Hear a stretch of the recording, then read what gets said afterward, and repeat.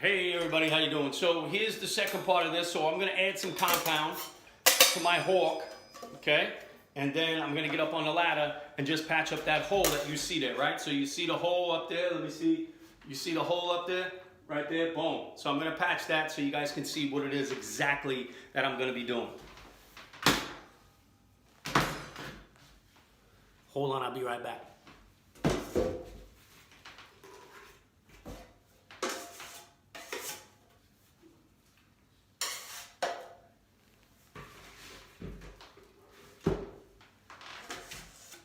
And like I said before, here's the compound I added to the hawk. As you can see here, I'm gonna put it in the center of the hawk here.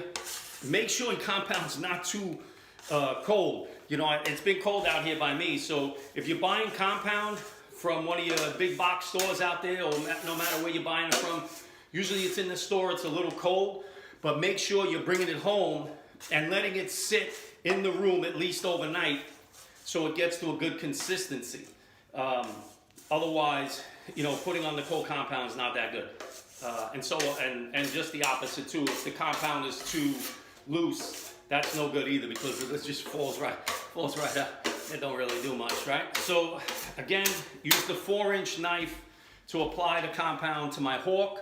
Boom. I have quite what I need for the actual hole up there because, you know, I mean, it's only one little hole. So now I put my compound on one side of my hawk. Remember, thing is, keep that hawk clean at all times, right? So what I'm gonna do is I'm gonna take a little bit, I don't need a lot. So you'll see here, I'm gonna take a little bit off the edge of the hawk there. You see? And I'm gonna get up on the ladder so you folks can see what's going on, right? And I'm just gonna apply my compound across the whole thing, right? I want to cover that hole completely with the compound. I'm going to clean whatever's left on that knife back onto the hawk. I don't want to add any more compound, okay? Keep that hawk clean, keep that knife clean at all times. And then I'm just going to take it off. Boom. And you'll see, keep the hawk clean, make sure the compound stays on there. Look, it's nice the way the compound holds the knife there, right? Like that, right?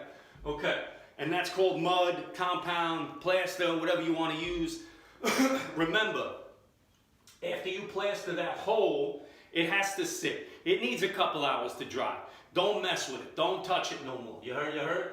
Make sure you clean off that outside. Don't leave any clumped up compound around the outside over here. And the hole is nice and it's flush with the rest of the ceiling. But what's going to happen now is this compound dries, it's going to shrink a little bit. So I'm going to have to go back over that again. At least one more time.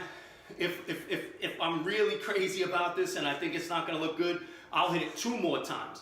But that there, right there is the basics of what you need to patch holes in walls and ceilings, as you can see, right? Nice and clean.